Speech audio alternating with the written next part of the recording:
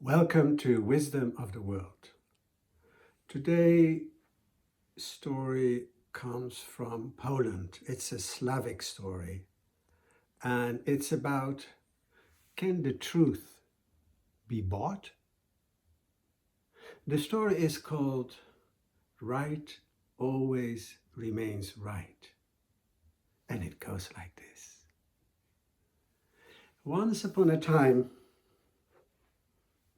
the son of a hunter went traveling in his own country.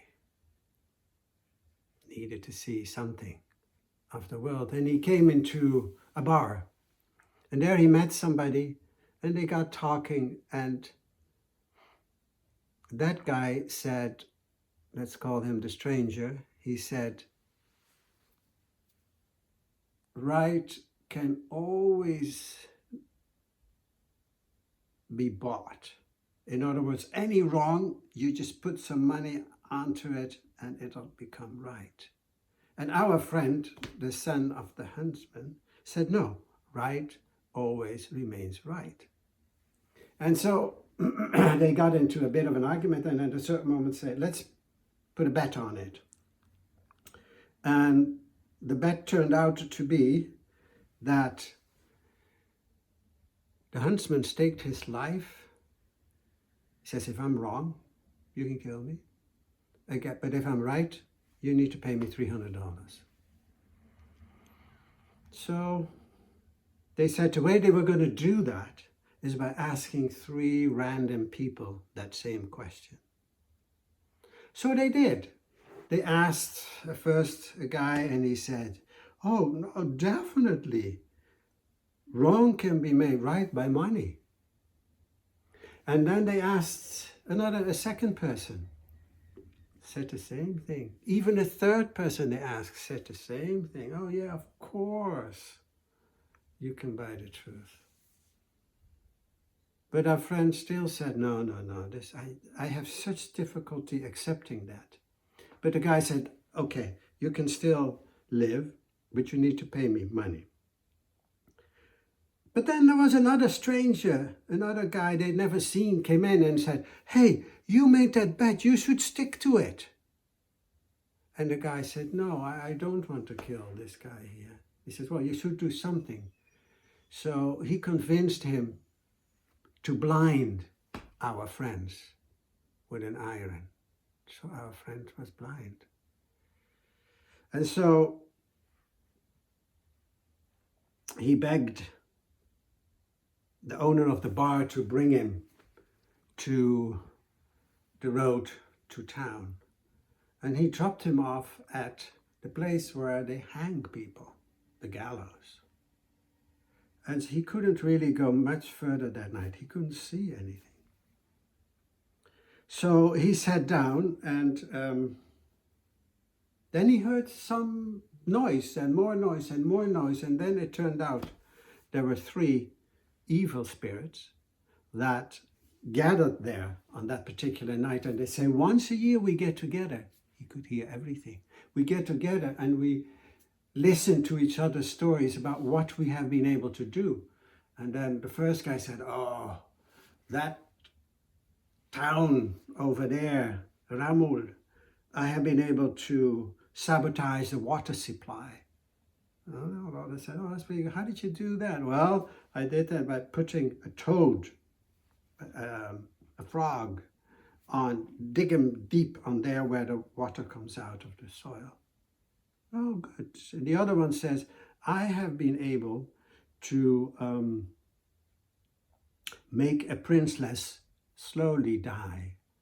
And all that can be done to save her is pull out a silver nail that's hanging over her head.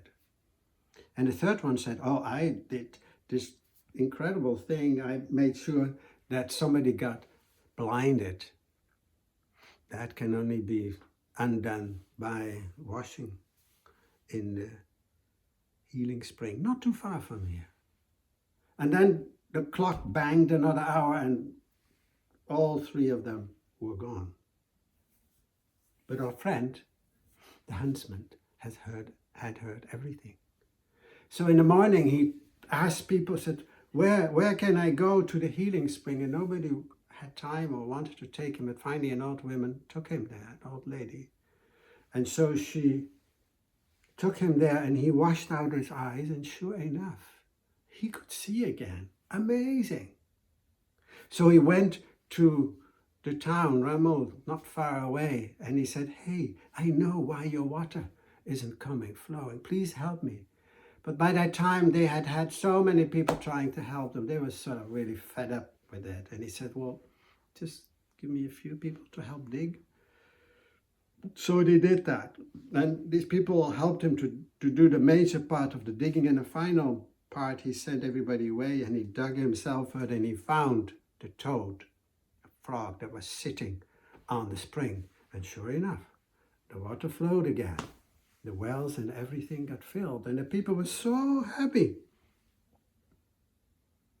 Then he asked his way to the palace where the princess lived.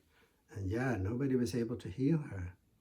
And there also a desperate king says, well, I have no more faith in you being able to do anything, but I'm going to allow you to go to her. So he had brought some candy with him and gave her some candy, and all the time he was looking where that silver nail was. And the next morning he came back, gave her a bit more candy, and then he had found the nail and he just moved it a little bit out. And in the afternoon the princess felt a lot better already. And the next day he came and he somehow managed to take that whole nail out and put it in his pocket. The princess was all better. And the king says, you can marry the princess if you want to. The princess wanted also to be married to her savior. And he said, yeah, okay, maybe. And so he went to the bar and he found that same person there. And he said, hey, I regained my eyesight. Will you believe me now? Right always remains right. And the guy said, yeah, maybe you're right. So that guy said, if this guy could get all that information, then maybe in that same evening I should also go there and find out. Then I can also make money and marry a princess. And so he did. He came there, he went to that place, and those three evil spirits said, hey, somebody must have listened in, because last time everything that we talked about was undone. So let's search. So they searched around, and sure enough, they found that guy. And they did away with him. Our friend eventually became king of the country. And in his kingdom, right always remained right. If you have any comments on this story or suggestions for another one, let me know. Thank you.